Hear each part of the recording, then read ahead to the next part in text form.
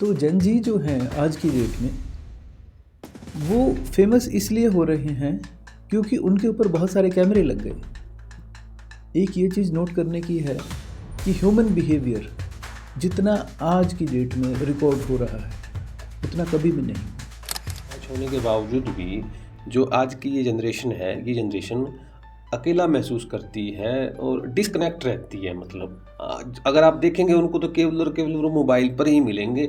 आम जिंदगी में शायद उनके उतने दोस्त ना हो, और मोबाइल की ज़िंदगी में सोशल मीडिया पर देखेंगे तो उनके लाखों फॉलोअर हैं, लाखों उनके चाहने वाले हैं। लेकिन अगर व्यक्तिगत ज़िंदगी के अंदर बात करते हो शायद एक या दो।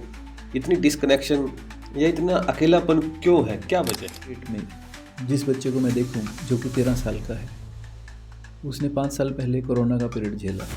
तब अंदाज़न वो बच्चा 8 साल का था और उसे हमने मोबाइल थमा दिया। आज की डेट में, आज की तारीख में मैं उस बच्चे को देखूं जो कि आज 20 साल का है। 5 साल पहले कोरोना में वो 15 का था और उसे एक मोबाइल थमा दिया गया। तो कोरोना के बाद जो इलेक्ट्रॉनिक गैजेट्स और पर्टिकुलरली मोबाइल फ़ोन जो इस जनरेशन को दे दिया गया, उसका असर काफ़ी ज़्यादा है।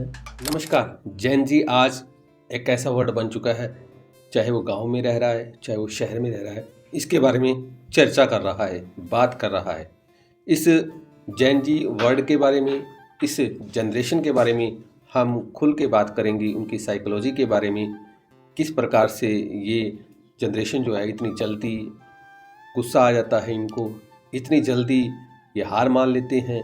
इन चीज़ों के ऊपर आज हम डिस्कस करेंगे और हमारे साथ इस मुद्दे पर डिस्कस करने के लिए प्रोफेसर राकेश बहमनी जी मौजूद हैं, जो कि जीजेयू के अंदर एचओडी हेड ऑफ डिपार्टमेंट है। बहुत बहुत स्वागत है सर आपका। सर जी नमस्कार जी।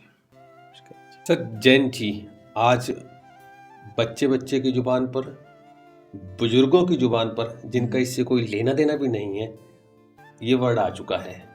कारण आपको पता ही है, जिस प्रकार से नेपाल के अंदर मतलब एक तख्ता पलट हुआ है, उनके अंदर उस तख्ता पलट में जेन जी का बहुत बड़ा एक योगदान रहा। तो हम तो ये जानना चाहेंगे आखिर ये जेन जी वर्ड है क्या, या किस जनरेशन से ये बिलोंग करता है? देखिए दोस्त, जेन जी जो शब्द है ये आज की तारीख में उन बच्चों के लिए है जिनकी उम्र 13 से लेके 28 साल के लगभग है। अब ये जो एज जो है वो किसी भी देश के लिए, किसी भी कौम के लिए एक जवानी की उम्र है। 13 से 28 साल, इस उम्र के बच्चे पूरा देश संभालते हैं। देश को जहाँ रॉ एनर्जी चाहिए, खूब सारी एनर्जी चाहिए, चाहे वो फौज में हो, चाहे वो इंडस्ट्रीज़ में हो, चाहे एजुकेशन में हो, चाहे रिसर्च में हो, वो इसी एज ग्रुप में से आती है, 13 से 28 साल। अब आज की डेट में जिस बच्चे को मैं देखूं जो कि 13 साल का है, उसने 5 साल पहले कोरोना का पीरियड झेला है। तब अंदाज़न वो बच्चा 8 साल का था और उसे हमने मोबाइल थमा दिया। आज की डेट में, आज की तारीख में मैं उस बच्चे को देखूं जो कि आज 20 साल का है। 5 साल पहले कोरोना में वो 15 का था और उसे एक मोबाइल थमा दिया गया। तो कोरोना के बाद जो इलेक्ट्रॉनिक गैजेट्स और पर्टिकुलरली मोबाइल फ़ोन जो इस जनरेशन को दे दिया गया, उसका असर काफ़ी ज़्यादा है जेन ज़ीज़ के ऊपर और उनकी अपब्रिंगिंग के ऊपर। लेकिन थोड़ा सा अगर हम पीछे जाएं तो हम पाएंगे कि जेन ज़ी की जो उम्र है, हमेशा इस दुनिया में जो कोई भी रेवोल्यूशन हुए हैं वो हमेशा इसी उम्र के लोगों ने ही किए हैं। जो जवान बच्चे हैं, चाहे वो हमारा आज़ादी का स्वतंत्रता संग्राम था, या उससे पहले की लड़ाइयाँ थी, या 1857 की क्रांति थी, उसमें इसी उम्र के लोगों ने ही बढ़ चढ़कर पार्टिसिपेट किया था, बढ़ चढ़कर हिस्सा लिया था। खेत में जो काम करते हैं हमारे, उनमें देखिए 13 से 28 साल ये उम्र है। अब तो ठीक है, बच्चे थोड़ा सा ज़्यादा भी पढ़ते हैं। पहले के टाइम में बच्चे जब इतना नहीं पढ़ते थे तो 15, 16, 17 साल की उम्र में वो काम की फील्ड में आ जाते थे। 17, 18 साल थी कुछ टाइम पहले तक, जो कि फ़ौज में भर्ती होने की अप्रोप्रिएट उम्र मानी जाती थी, और आज भी है। तो जेन जी जो हैं आज की डेट में वो फेमस इसलिए हो रहे हैं क्योंकि उनके ऊपर बहुत सारे कैमरे लग गए। एक ये चीज़ नोट करने की है कि ह्यूमन बिहेवियर जितना आज की डेट में रिकॉर्ड हो रहा है उतना कभी भी नहीं हुआ। वो सभी, उसकी जितनी लाइव स्ट्रीमिंग आज की डेट में हो रही है उतनी पहले कभी नहीं हुई, और ये समय के साथ और बढ़ने वाली है।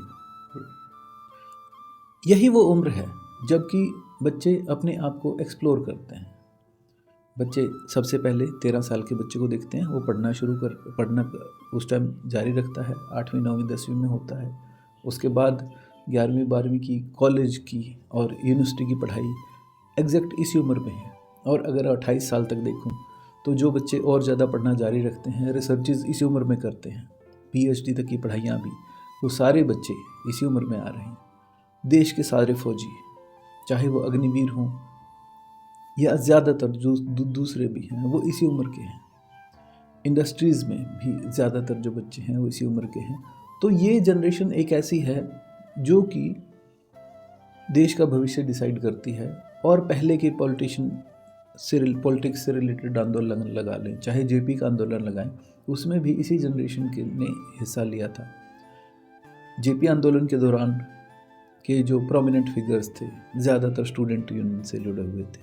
स्टूडेंट यूनियन जो कि इसी उम्र की थी, जिसे हम जेनजी बोलते हैं।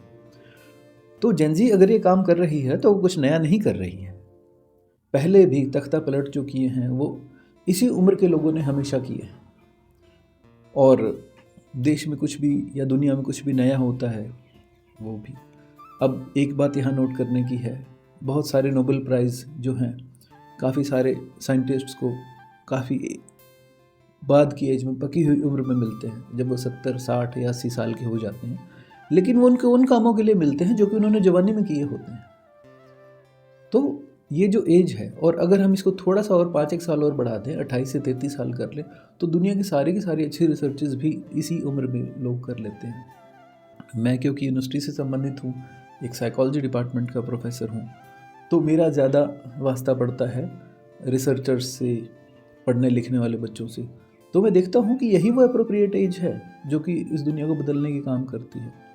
आज की डेट में एंटरप्रेन्योरशिप का देख लीजिए, पिछले 10 साल में देश में जितनी भी नई एंटरप्रेन्योरशिप आई है वो जेनजी ही लेकर आ रहे हैं। आज की तारीख में अगर कोई बच्चा जो कि 28 साल का है, मैं बच्चा शब्द गलत इस्तेमाल कर रहा हूँ, हालांकि मुझे यहाँ 24 साल से ज़्यादा हो गए हैं पढ़ाते हुए, तो लेकिन ये कि अगर आज कोई बच्चा है जो कि 28 साल का है, 10 साल पहले वह 18 का था, तो इस 18 से 28 साल के सफ़र के दौरान उन्होंने देश में बहुत सारे चेंजेस देखे हैं। और देश जो इकोनॉमिक ग्रोथ आज की डेट में कर रहा है उसमें इन जेनजी का बहुत इम्पोर्टेंट रोल है। अब जो मैंने बताया कि एक तो सबसे बड़ी दिक्कत ये हो गई है कि इनका बिहेवियर सबके सामने पब्लिकली आने लग गया है, ज़्यादा से ज़्यादा कैमरे लगे हुए हैं और इनका बिहेवियर नोट हो रहा है। जेनजी जो हैं खुद भी, और सिर्फ जेनजी ही नहीं, उनके बाद के भी जो है, मतलब जो बच्चे आज की डेट में ज़्यादा छोटे हैं, वो भी अपने आप को ज़्यादा से ज़्यादा सोशल मीडिया पर डालते हैं। तो उनकी जो एक्टिविटीज़ हैं वो हमें ज़्यादा दिखाई दे रही हैं। कई बार हमें दिखता है कि जेनजी ज़्यादा अनऑर्गेनाइज्ड हैं, तो मैं कहूँगा कि इस उम्र के सभी ऐसे होते हैं। पुराने टाइम में देखिए, मैं अपने आप अपना बचपन याद करूँ, अपनी जवानी याद करूँ, तो उस समय 28 साल से पहले तक मैं भी काफ़ी ज़्यादा अनऑर्गेनाइज्ड था। बहुत सारे काम करने से पहले हम सोचते नहीं थे, जस्ट काम करने के बाद सोचते थे कि क्या मैंने अच्छा किया या बुरा किया। मुझे ऐसा लगता है कि ये इस उम्र की रिक्वायरमेंट है कि जेनजी ऐसे हैं, तो सिर्फ जेनजी ही नहीं, हम सभी ऐसे रहे हैं अपनी अपनी उम्र में। सर, आपने यहाँ पे ये बताया, जैसे एक जिक्र आपने किया भी, आज कैमराज लगे हुए हैं, यानी कि सोशल मीडिया का बहुत ज़्यादा प्रभाव है। हाँ जी। तो इतने सोशल मीडिया के साथ अटैच होने के बावजूद भी जो आज की ये जनरेशन है, ये जनरेशन अकेला महसूस करती है और डिस्कनेक्ट रहती है। मतलब अगर आप देखेंगे उनको तो केवल और केवल वो मोबाइल पर ही मिलेंगे। आम जिंदगी में शायद उनके उतने दोस्त ना हो, और मोबाइल की ज़िंदगी में सोशल मीडिया पर देखेंगे तो उनके लाखों फॉलोअर हैं, लाखों उनके चाहने वाले हैं। लेकिन अगर व्यक्तिगत ज़िंदगी के अंदर बात करते हो, शायद 1 या 2, इतनी डिस्कनेक्शन या इतना अकेलापन क्यों है, क्या वजह है? देखिए दोस्त, ये जो अकेलापन आज की जेनजी, और कुछ हद तक सिर्फ वही नहीं, उनसे बड़े जितने भी हैं वो भी इस चीज़ को महसूस कर रहे हैं। उसकी वजह है दुनिया के बदलने की स्पीड बहुत ज़्यादा फास्ट हो गई है। पहले के टाइम में कोई भी नई नई चीज़ बनती थी, कोई नई टेक्नोलॉजी आती थी तो उसे आम जनता तक पहुंचने में कम से कम 15 साल लग जाते थे, और अब ये 1 साल से कम का पीरियड हो गया है। यानी कि कुछ भी नई इनोवेशन होती है उसको नॉर्मल पब्लिक तक पहुंचने में मैक्सिमम 1 या 1.5 साल से ज़्यादा का समय नहीं लगता। तो टेक्नोलॉजी की वजह से हमारी सोसाइटी में चेंज बहुत ज़्यादा हो रहे हैं, और ज़्यादा से ज़्यादा एक रेस लगी हुई है तरक्की की। अब तरक्की को जब हम एक्सप्लेन करते हैं तो वो सिर्फ़ और सिर्फ भौतिक पदार्थों में, फाइनेंशियल टर्म्स में ही एक्सप्लेन करते हैं। पहले के टाइम में ऐसा नहीं था। मुझे ध्यान है कि हम गर्मियों की छुट्टियों में महीना महीना अपने रिश्तेदारों के घर रुक जाते थे, दोस्तों के घर रुक जाते थे। आज की जनरेशन को अगर हम ये बोलें कि वो घर से 1 महीना बाहर रहेंगे तो वो उनके लिए टॉर्चर हो जाता है। सभी ने, हमने भी अपने कंफर्ट सर्कल जनरेट कर लिए हैं। चीज़ें हमारे कंट्रोल में हैं, वहीं हम रुकना पसंद करते हैं। जहाँ चीज़ें हमारे कंट्रोल में नहीं है वहाँ हम बिल्कुल भी रहना पसंद नहीं करते। बेशक उसके लिए मुझे कितना ही सफ़र करना पड़े, मैं वो सफ़र तय करके जाता हूँ और आ जाता हूँ। जहाँ कंफर्ट सर्कल है वहीं मैं रहना पसंद करता हूँ। अब पुराने टाइम में क्या था, हम लोगों से मिलते इसलिए थे क्योंकि चीज़ें हमारे कंट्रोल में नहीं थी, हमें उनकी ज़रूरत थी, हमें लोगों की ज़रूरत थी, हमें साथियों की ज़रूरत थी, हमें दोस्तों की ज़रूरत थी। आज की डेट में जैसे जैसे इंडिपेंडेंस बढ़ रही है ज़िंदगी के हर मामले में, तो हम अपने फैसले खुद ले रहे हैं और उन फैसलों में दूसरों किसी और को अपना भागीदार नहीं बना रहे हैं। ये एक बहुत बड़ी समस्या हमारे पूरी दुनिया के सामने आ रही है। और इंफॉर्मेशन टेक्नोलॉजी की वजह से अमेरिका में कोई भी जो बच्चा कोई स्टिमुलेशन ले सकता है, वही बच्चा यहाँ भारत में भी, भारत के किसी दूर दराज गाँव में भी जहाँ इंटरनेट अवेलेबल है, वही बच्चा सेम स्टिमुलेशन ले सकता है। तो इंफॉर्मेशन टेक्नोलॉजी की वजह से ये जो एक नॉलेज का गैप था बहुत बड़े तरीके से मर्ज हो गया है, ख़त्म हो गया है। तो जेन जी जो है वो अपने आप को एक्सप्लोर कर रही है नए नए तरीक़ों से। अब उन नए तरीक़ों में जो इंडिपेंडेंस है, फाइनेंशियल इंडिपेंडेंस है, उसकी वजह से वो कुछ हद तक दूर होते जा रहे हैं अपने रिश्तेदारों से, अपने दोस्तों से, भाई बहनों के कल्चर से। अब इसमें जेन जी का अकेले का दोष नहीं है। सारी दुनिया के जो सबसे ब्रिलियंट माइंड्स हैं वो ऐसा करने में जुटे हुए हैं। वो जुटे हुए हैं मोबाइल पे ऐसे ऐप बनाने में कि लोग ज़्यादा से ज़्यादा समय गुजारें। फेसबुक, व्हाट्सएप, जितने भी सोशल मीडिया के प्लेटफॉर्म्स देख लीजिए, चाहे वो इंस्टाग्राम हो, सभी के सभी ये चाहते हैं कि जेन जी ज़्यादा से ज़्यादा उनके प्लेटफॉर्म पर अपना टाइम गुजारें, ना कि एक दूसरे के साथ। और इसके लिए वो दुनिया के कुछ सबसे बेहतरीन दिमागों का इस्तेमाल कर रहे हैं, उन्हें हायर करते हैं, मोटी तनख्वाहें देते हैं कि लोग उनके प्लेटफॉर्म पर ही रहें और वो उससे पैसा कमाएं। तो सारी दुनिया का जो बिज़नेस है वही चाह रहा है कि जेन जी ऐसे ही करें, और जेन जी ऐसे ही कर रहे हैं। अब इसके जो असर हैं सभी पॉजिटिव तो नहीं होंगे, कुछ तो नेगेटिव भी होंगे, और वो समय बताएगा। हालांकि कुछ हद तक समय ने बताना शुरू कर भी दिया है। रिजल्ट्स आ रहे हैं, मोबाइल क्लिनिक्स बन रहे हैं। मोबाइल क्लिनिक का मतलब कि जहां लोग खुद ये एक्सेप्ट करते हैं कि उन्हें मोबाइल फ़ोन की एडिक्शन हो गई है और वो इस एडिक्शन से छुटकारा चाह रहे हैं। इसके लिए पर्टिकुलरली आप देखिएगा थोड़े टाइम में हर छोटे शहरों में भी मोबाइल क्लिनिक आ जाएंगे। और जैसे मेरी जॉब है एक साइकोलॉजिस्ट की, तो वो काफ़ी ज़्यादा ग्रो करेगी और काफ़ी तरक्की होगी साइकोलॉजी की फील्ड में, क्योंकि लोगों को बिहेवियरल इश्यूज़ जो हैं बहुत ज़्यादा होने लगेंगे। ये जो बिहेवियरल एडिक्शन जो बढ़ रहा है उसकी वजह से। जैन जी की आप क्या मानते हैं, जो आप कह सकते हैं उनका एम जो है, मतलब वो क्या है, फेम, वेल्थ या मेंटल पीस? आज के समय की बात करें, जनरेशन जेन जी की बात करें खासकर। जब मैं जेन जी को देखता हूँ तो 13 से 28 साल एक लंबा, एक स्पेक्ट्रम लंबा है। 13 से 28 साल, एक 13 साल के बच्चे को 28 साल के यंग एडल्ट से कंपेयर नहीं किया जा सकता। तो जेन जी में जो वैरायटी है वो काफ़ी है। अब 13 साल का बच्चा अपने आप को अलग तरीके से एक्सप्लोर करता है, दुनिया के साथ जो खुद के नाते हैं उनको अलग तरीके से एक्सप्लोर करता है। 18 साल का अलग करेगा, 23 साल का अलग करेगा और 28 साल का अलग करेगा। तो नंबर 1 कि सभी जेनजीज को हम एक ही कैटेगरी में नहीं रख सकते। इस बात का हमें ध्यान रखना पड़ेगा कि जेन जी अलग अलग कैटेगरीज में अलग अलग हैं और जस्ट ये अपने आप को एक्सप्लोर कर रही हैं। अब पुराने टाइम में थोड़ा सा बुजुर्गों की मानते थे, चीज़ों के लिए एक दूसरे के ऊपर डिपेंडेंट थे, खुश रहने के लिए दोस्तों से मिलते थे। तो मतलब है कि काफ़ी सारे ऐसे तरीके इस्तेमाल किए जाते थे जिनसे कि भी सोशल कनेक्शन बढ़ते थे।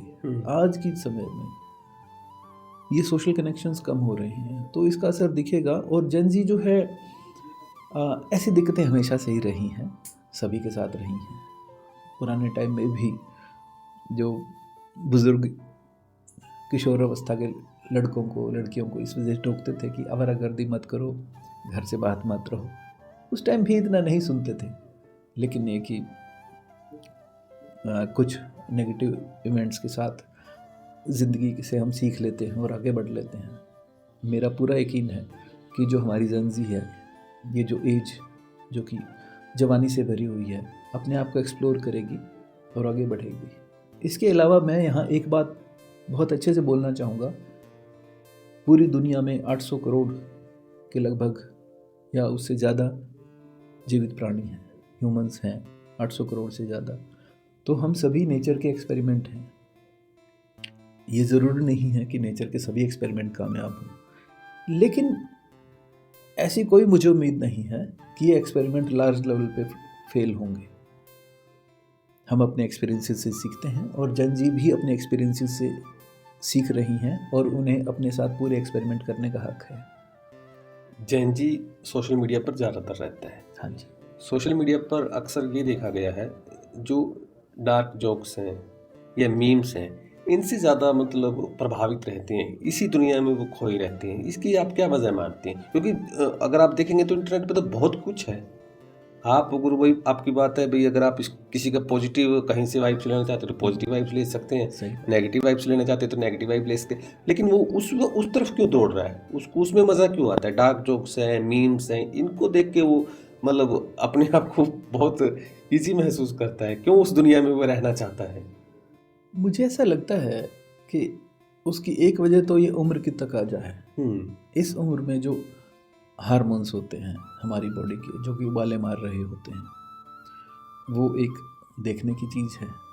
उस समय जो है सिर्फ जेनजी ही नहीं, मतलब कोई भी जो कि आज किसी भी उम्र का है, जब वो अपनी उस उम्र को याद करे तो ज़्यादातर ऐसे ही एक्ट करते हैं जेनजी भी। लेकिन देखा गया है कि जब दुनिया के ब्रिलियंट माइंड्स जेनजी को ऐसा करने के लिए कि वो सोशल मीडिया पर ही रहे, तो अब एक 13 साल का किशोर, 14 साल का किशोर, 15 साल का कोई एडोलसेंट है, वो लड़ाई लड़ रहा है दुनिया के ब्रिलियंट माइंड्स से, और वो उसको अपनी एक फैक्ट्री के पुर्जे के तौर पर इस्तेमाल कर रहे हैं प्रॉफिट कमाने के लिए। तो अब दिक्कतें बहुत सारी हैं। हर कोई उसको एक सेल की तरह यूज़ करना चाह रहा है या प्रॉफिट कमाने के लिए इस्तेमाल करना चाह रहा है। तो अब समस्याएं तो बढ़ेंगी और हमारा समाज जो है वो एक ट्रांजिटरी फेज से गुजर रहा है, पैसे के एंगल से भी और इन्फॉर्मेशन के एंगल से भी। बहुत साल पहले की घटनाएं नहीं हैं, जबकि हमारे देश में क्या पूरी दुनिया में भुखमरी बहुत ज़्यादा थी। आज की तारीख में भुखमरी नियर अबाउट पूरी दुनिया से ख़त्म हो गई है, हमारे देश से भी ख़त्म हो गई है। लेकिन अब हमारे सामने दूसरी समस्याएं आ गई हैं।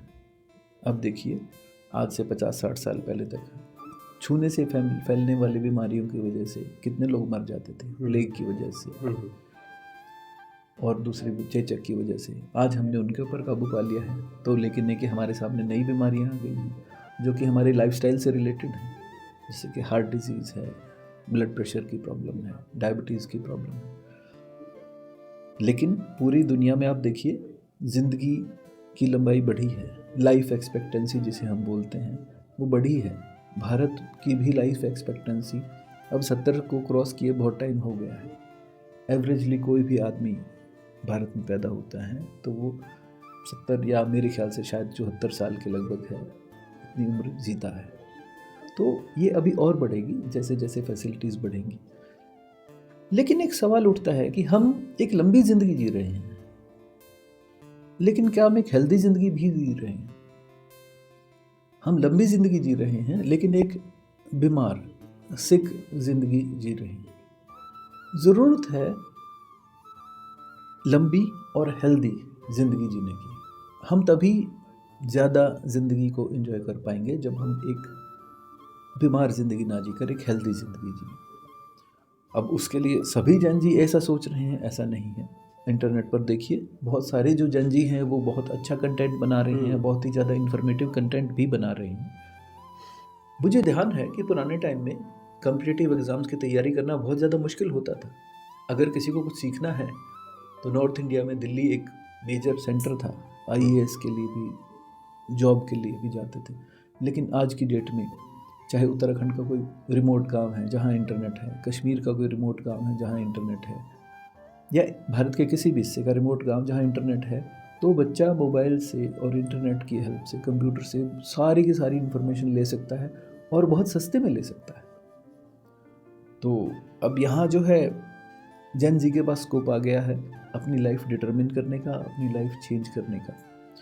और मेरा पूरा भरोसा है कि कुछ इनिशियल सेटबैक्स के बाद लाइफ ठीक हो जाती है, ज़िंदगी रास्ते पर आ जाती है। अगर भारत के नज़रिए से देखें तो जेन जी जो है वो कितने महत्वपूर्ण है भारत के, जो कह सकते हैं विकसित राष्ट्र बनने के सपना जो है एक लिया जाता है कि हम विकसित देशों की श्रेणी में आए, तो जेन जी कितना बड़ा योगदान अदा कर सकते हैं? क्या यह जो इस वक्त जेन जी ज़िंदगी जी रहे हैं, क्या उससे ये संभव है? देखिए दोस्त, मेरा मानना है कि भी किसी भी देश की जो यूथ है, किसी भी देश के जो जवान हैं, उनके बगैर तरक्की की सोचा भी नहीं जा सकता। तो जन जी हैं जो 13 से 28 साल के हैं। अगर कोई भी देश दुनिया का किसी मुगालते में है कि बगैर इनके कंट्रीब्यूशन के वह तरक्की कर लेगा, तो वो ठीक नहीं है ऐसा सोचना। जन जी के बगैर हम कहीं आगे नहीं बढ़ सकते। नो डाउट प्रॉब्लम्स बढ़ रही हैं, इंफॉर्मेशन टेक्नोलॉजी की मिसयूज़ की वजह से भी बढ़ रही हैं। हमें ज़्यादा अटेंशन देने की ज़रूरत है इस उम्र के बच्चों पर, उन्हें ज़्यादा सिखाने की ज़रूरत है। सरकार को ज़्यादा ज़रूरत है ज़्यादा पैसा इनके ऊपर खर्चे, जिससे कि भी ये चीज़ों को अच्छे से सीख पाएँ। रूल्स ऐसे नियम ऐसे बनाने की ज़रूरत है। जैसे कि अभी जो ऑनलाइन गेमिंग है जिसमें सट्टाबाजी काफ़ी होती है, तो मैं अखबारों में पढ़ रहा हूँ कि सरकार उनको कंट्रोल करने की कोशिश कर रही है। तो ये बहुत अच्छा एफर्ट है। मेरा पर्सनली मानना है कि ये काफ़ी पहले हो जाना चाहिए था। और इसके अलावा ऐसी नई नई समस्याएं और बहुत सारी आएंगी। हमें क्या करना है कि उन समस्याओं का तुरंत इलाज करने की कोशिश करनी है ताकि नुकसान कम से कम हो। तो जन जी जो है, लेकिन बहुत सारे बहुत अच्छे भी कर रहे हैं। बहुत सारे इसी उम्र के जवान बच्चे NGOs बना रहे हैं, फ्री में भी पढ़ा रहे हैं और इंडस्ट्रीज़ लगा रहे हैं। मतलब भारत के देखिए कितने सारे जो बच्चे हैं जो कि इसी उम्र के बच्चे हैं जो कि पढ़ने के लिए बाहर भी जा रहे हैं, पूरी दुनिया को अपना लोहा मनवा रहे हैं। अब जो इनसे जो है, जो पढ़े लिखे बच्चे हैं, हमारे डॉक्टर हैं, इंजीनियर हैं, IIT से पढ़े हुए हैं, IIM से पढ़े हुए हैं, इनके डर से बहुत सारे देश इन्हें आने नहीं देते, क्योंकि ये इतने टैलेंटेड बच्चे बहुत कम देशों में हैं। अब अमेरिका में का ही मैं एग्जांपल दूं, अमेरिका में जो सिलिकॉन वैली है, वहाँ बहुत सारे बच्चे भारतीय हैं जो कि जिन्होंने कि हमेशा अपनी स्किल का, अपने ज्ञान का वहाँ जाकर लोहा मनवाया है। तो मुझे जन जी की काबिलियत पर कोई शक नहीं है और मुझे देश की तरक्की के ऊपर भी कोई शक नहीं है। वो भी होगी, बहुत ज़्यादा अच्छे से होगी और जन जी ही करेंगे। सिर्फ लाइफ जो है हमारे यूथ की भी, हमारे देश की भी ट्रांजिटरी फेज से गुजर रही है। वो ट्रांजिटरी फेज में हमें थोड़ा ज़्यादा मेहनत करनी है, चीज़ें ज़्यादा संभाल के रखनी है। तो दर्शकों, आज की इस चर्चा से आपको ये तो अवश्य पता लग गया होगा, जन जी वो पानी का बहाव है जिसे किनारों में बांध कर रखना जरूरी है। इसका वेग बहुत ज़्यादा है, अगर आप इसको किनारों में बांध के रखोगे तो ये न जाने कितने खेतों को सींचेगा और वहाँ फसलें लहलहाएंगी। लेकिन अगर इनके किनारे बिखर गए तो न जाने कितने एरियाज़ को, कितनी ज़मीनों को, कितनी फसलों को ये ख़राब भी कर देगी। तो अब हम लेंगे इजाज़त। आपको ये हमारा पॉडकास्ट कैसा लगा? सर, आपका बहुत बहुत धन्यवाद। आपने इस विषय पर अपने विचार रखे। धन्यवाद। धन्यवाद।